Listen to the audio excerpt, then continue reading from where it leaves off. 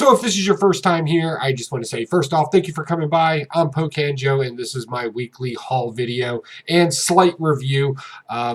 Good and bad, whatever the difference may be. If you disagree or you agree, please comment down below. I appreciate your comments all the time. So let's dive into this with my notes, awkward sips of coffee, and a whole haul of comic books. We're going to go ahead and kick this off with DC. Very light week for DC this week. I only got 2 comics. Well, no, I got 3 actually. 3. Yeah, because one delivered today. My delivery guy. I don't know what's going on. But let's talk about these real quick. We got The Question. This proves in its prestige format. This was a cool book. I don't know where they're taking this, though. It's kind of weird. You get the man with no face versus the man of 1,000 faces. Yeah, we kind of sort of have a shapeshifter in this one. It's kind of awkward. But for the most part, it's a good story. I'm not a big fan of the art in here, but they're telling a decent story. This one takes place in the Wild West, and it dumps us right into the Prohibition era of, I believe, the 1920s. So we're going to pick up there. So if that sounds confusing, basically we're dealing with kind of like a reincarnation type story here, where we dive into the past and bring us up to the future to find out who is this Thousand Faces character. I like the Old West style of this. It was really good. I highly recommend it. If you're a Question fan, if you're the Question fan, definitely you might want to check this out if you haven't been picking it up. And it's super easy to jump into if you can't find issue 1. Next, we got Legion of Heroes. So Robin comes to the 31st century. Why the 31st century? Because that's where the Legion of Heroes are hanging out. And we're starting to find out that maybe the Legion of Heroes aren't really good at their job. Like, of the political side of it. The action stuff, punching people in the face, they're really good at. But every issue I pick up, it seems like they're starting an intergalactic issue. Right? So that's fun, but we also find out that Robin can't hang out in the future. Why? I wish they would have kept them there. It would have been nice to have the Super Sons in the future together, playing off of each other. I thought that would be really cool, but apparently Robin can't stay because reasons unknown at this point, and technically Superboy shouldn't be there himself. That saddens me, but let's move forward and see where this goes. In this particular issue, they actually started 2 intergalactic incidences, and that's going to come back and bite them, and we find out why they want to take the relics of the past, more especially Aquaman's trident in this one. Let's see here. This still proves to be silly, but this is He-Man Masters of the Universe. We get another version of Skeletor in this one, another version of He-Man in this one, and we're really kind of still playing off of this whole, if I destroy all the other multiverse He-Mans, I'll become the strong He-Man or the best He-Man or whatever that is. It's a fun read, but it's not a He-Man story. It's a Spider-Verse story. I've said that before, and it's continuing to be that kind of sort of deal. Not really much difference in that, so take it for what it is. It's definitely not going to be high on the spec charts or anything like that. No, let's move on to Marvel. So Marvel proved to be a pretty good week this week. Right up off the bat, we got the Black Widow prelude. This was boring. I didn't really find much in it. The art's really nice in it. I really like this type of art style that's going on in here. It's very clean. There's some good action in it, but is it going to be relevant to the story? No. Plus, we're seeing things that we've already seen in movies before, like, yeah, the fight in the ring. Yeah, that happens in here too. So, again, stuff we've already seen, just kind of updating us that Black Widow is, in fact, a character. Like we needed to be reminded. But regardless, it is what it is. Let's see here. What else did we get this week? Oh, we got the Marvel Tales featuring Ravenclaw. This is nothing more than back issues, so I'm not going to really get too big into this. But if you like some of the older comic books and you're having a hard time getting a hold of them, this is a good one to get to kind of bring you up to speed on Carnage and the whole Ravenclaw and how that whole thing works. These particular issues cover Spectacular Spider-Man 178, Spider-Man Unlimited, number 1, and Amazing Spider-Man, number 798. All good stories. So if you're really getting into this whole Carnage and Venom storyline and the return of Null and how Ravenclaw kind of plays a part in all of this, you may want to pick this particular issue up really quick before they sell out, just to kind of bring you up to speed.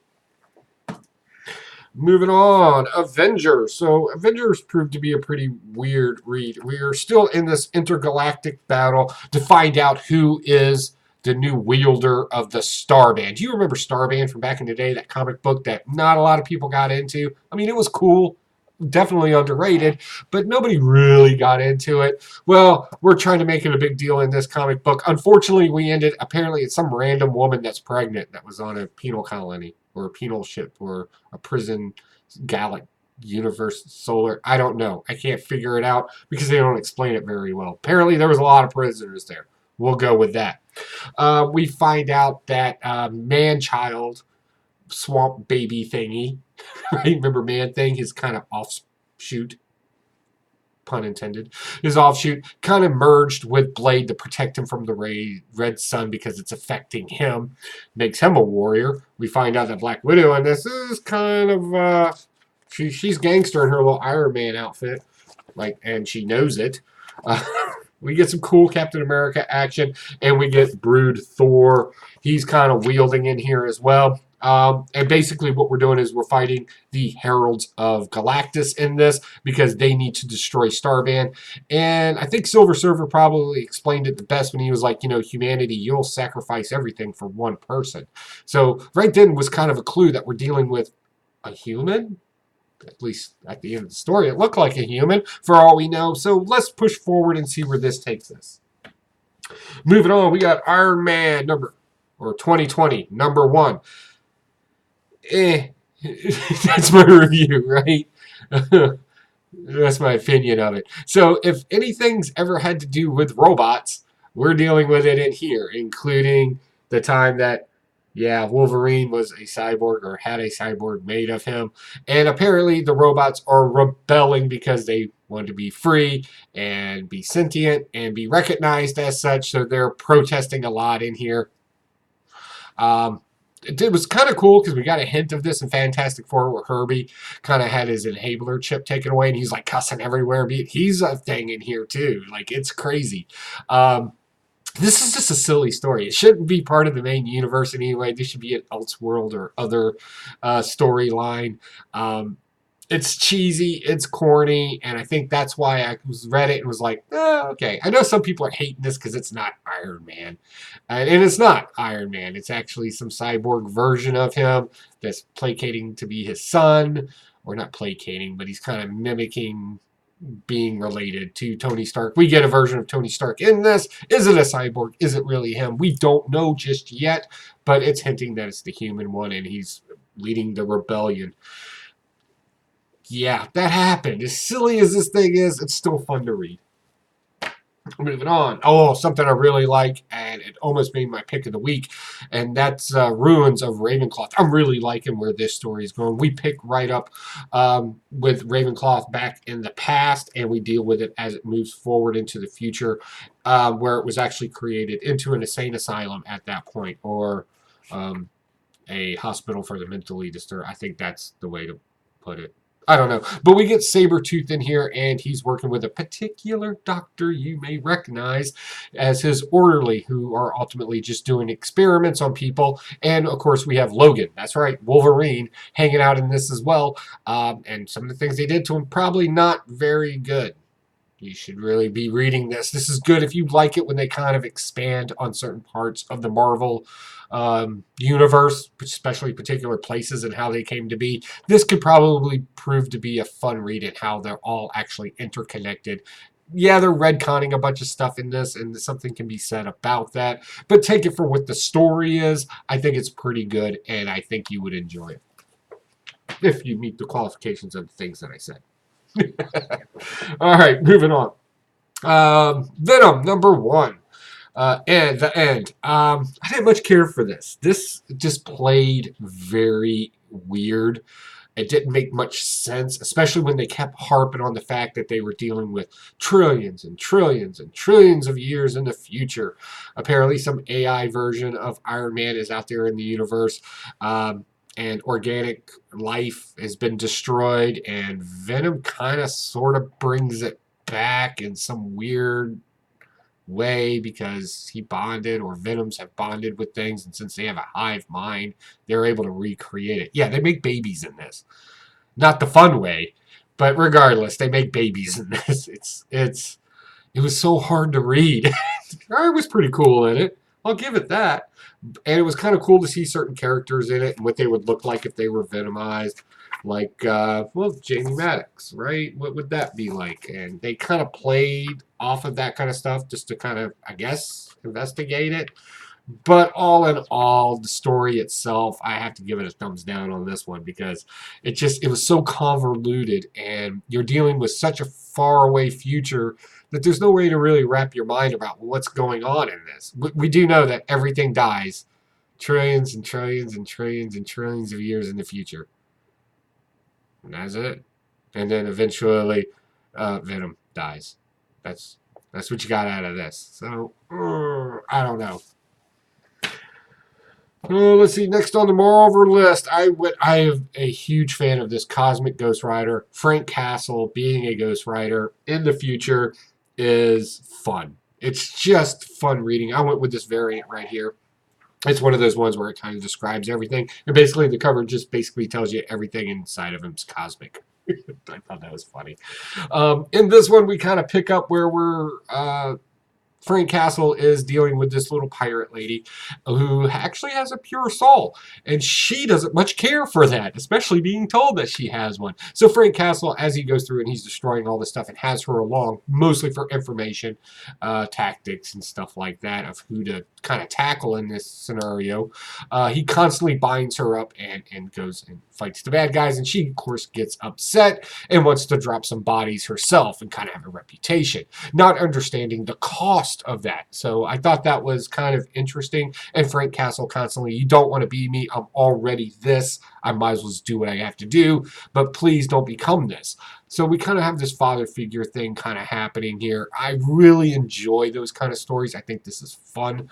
And it's definitely a different take on Frank Castle trying not to team up with somebody and do this. Pretty cool.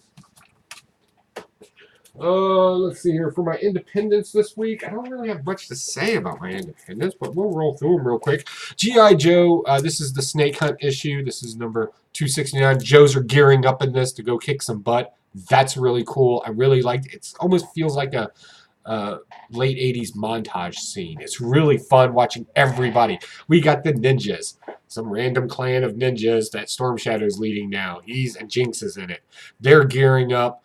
You got the Joes, of course, they're gearing up, talking about which load of ammo they want to put in their magazines. Like, literally, it goes, I do a ball, a tracer, and then an AP round. The guy's like, I randomly put it in, so it's a surprise. And, of course, Cobra's getting ready for the attack by fortifying everything in there. This is just fun. Especially if you were ever in the military, you would like this because you would definitely get the banter in it. Or if you're a fan of war movies, you would probably get the banter as well. I don't want to speak for you. Gutter Magic. Gutter Magic still proves to be one of my favorite reads. Not so much for the art, but this issue started getting a little weird. Basically, our hero in it becomes a wizard, but a very different kind of wizard. The whole time we thought he was using gutter magic, when in fact everybody knows gutter magic, and he has true magic now. Interesting.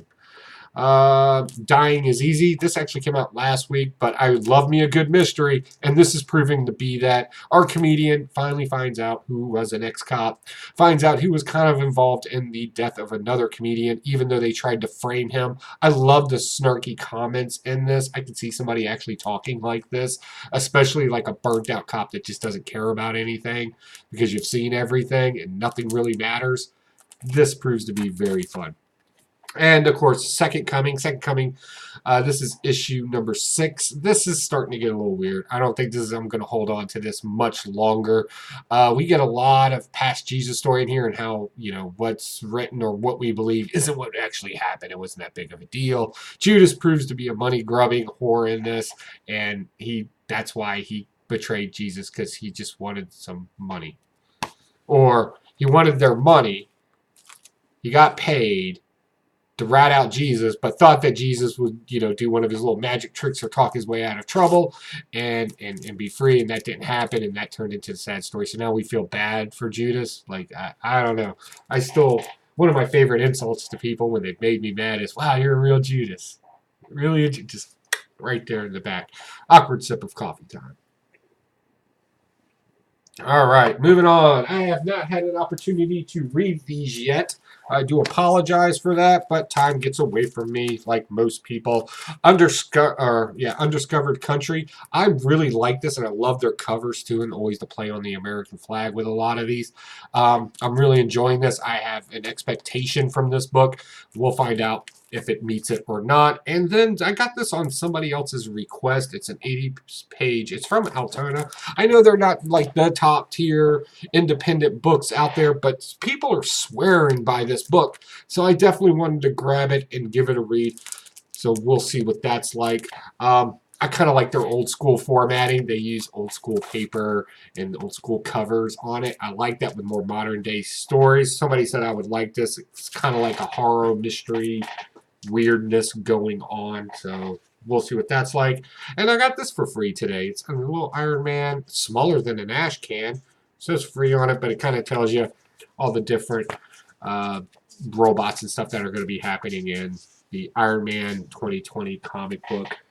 That will probably end up being needed at the way they're writing that thing. So what else is going on? I'm writing a comic book. Me and Daniel, we have decided to team up, and we're still in the first stages, taking a lot of pictures, making sure we're setting up the world correctly, and working on the characters really hard on that. I really want the art to pop in this, so definitely stay on track with that. Also, if you like comic books and a lot of this modern stuff that's coming out, you should check out my auction. The link is in the description. I go through People's Auction House, where you can safely secure, lock and load all your information and pay the price that you want in an auction. All comic books start off at $1, and this one has pops in it. I teamed up with somebody else just to eat some more data space to help the guy out. So there's some stuff on there too, but trust me, the majority of it is comic books.